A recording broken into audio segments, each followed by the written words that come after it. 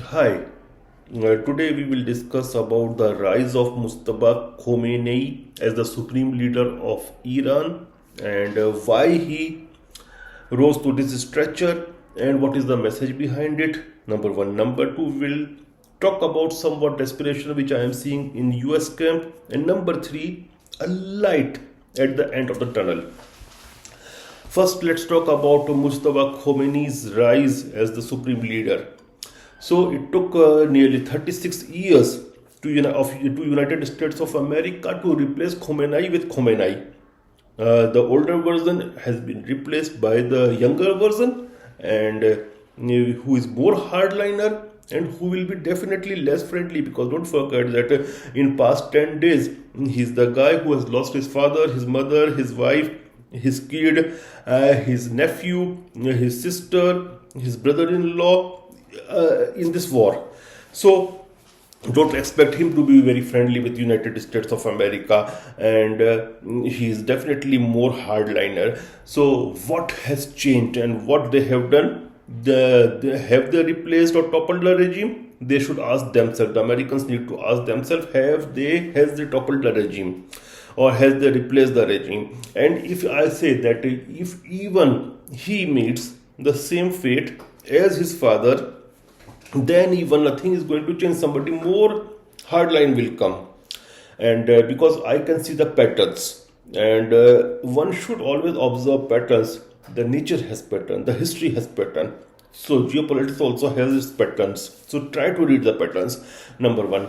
And what is the message? The message is basically defiance to United States of America, because the day Trump started opposing this guy, he became the most powerful leader of Iran. And since Trump said that, what he did in Venezuela, in that the same manner, the supreme leader of Iran should be elected or appointed in consultation with Donald Trump. That never happened. So the message underlying is of defiance, and those guys are also fighting. Secondly, I am seeing some kind of desperation in American camp right now, because there is a tweet, and the tweet is from Lindsey Graham, the war-mongering cheerleader for every kind of war in US.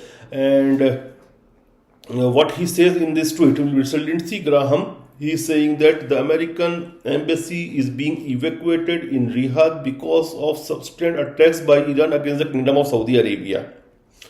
It is my understanding that Kingdom refuses to use their capable military as a part of an effort to end the barbaric and terrorist Iranian regime who has terrorized the region and killed 7 Americans.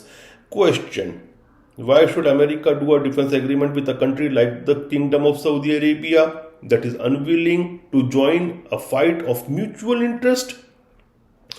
Americans are dying, and the US is spending billions to dislodge the terrorist Iranian regime that threatened the region. Meanwhile, Saudi Arabia seems to be issuing statements and doing things in the background that are marginally helpful but unwilling to participate in military operations to end the regime of terror coming out of Iran.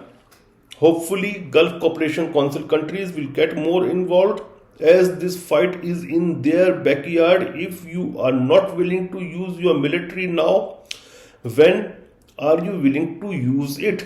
Hopefully, this changes soon. If not, consequences will follow. So he's also threatening Saudis and GCC countries. And remember, this is the same guy, Lindsey Graham, who was actually celebrating the killing of Russians. And he said that the best utilization of American money is going on because Russians are being killed. So he was cheerleading for war in Ukraine. He was cheerleading for Venezuelan consequences. He's wanting a war with Iran, I think, since he came on the earth. So he's a warmongering cheerleader of war. But there were open letters and replies by prominent Arab figures, including, I think, Habtour, who is a billionaire from United Arab Emirates, and other important Arab not leaders but personalities. But if these guys are tweeting openly, then there is something between them and their government, because they won't be doing it in this time, at least without the support or without the nod from their government. So the government might have given them nod, and this shows that the GCC countries are understanding that they should not be involved in this war. It's not their war, and it's not in their interest to be involved in this war, and they are being dragged. They are openly saying that they are being dragged in this war. So I am seeing some kind of desperation right now in the American camp, and why not they will be desperated? Because they were thinking that they will do something like Venezuela. And I told that Iran is not Venezuela. It's a big country.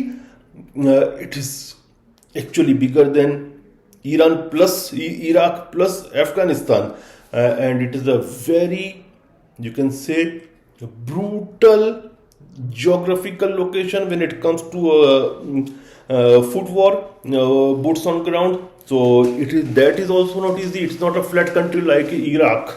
We have seen the consequences of war in the terrain of Afghanistan, and Iran's terrain is also like that, or maybe even worse than that when it comes to war. So there is a desperation, and they were thinking that they will attack the supreme leader, and crowds of people will come on the street, and there will be an internal coup. Nothing of that sort has happened, and actually the regime looks much more stronger right now than it was previous some weeks back. But at the end of the tunnel, I am seeing a light. And there was a tweet from the foreign minister of Oman. And remember, Oman is a country which works for diplomacy. And the foreign minister participated in a virtual conference with other leaders of GCC countries as well as Europeans. EU, and that I think the conference was or meeting was called by European Union to end these hostilities and to work for diplomacy. And I'm optimistic that diplomacy must work, because if it does not work by this weekend, I think then one should conclude that the war is going to last like a Ukraine war, and the consequences will be beared by the entire world. The Strait of Hormuz is almost closed. The oil prices are very high. The gas production has halted, and we saw the stock markets throughout the world. So the economic brunt is being or will be borne by the entire global economy. So we wish that this war must end now.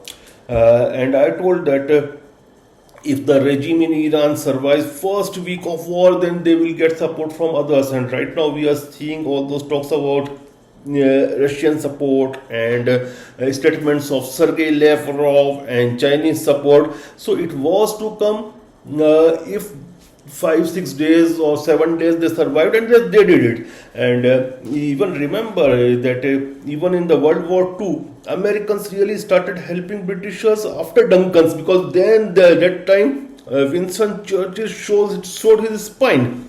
And when a country shows its spine, then only it gets support even from its allies. But we wish that this war must end by this weekend, otherwise the consequences for the whole world will be disastrous.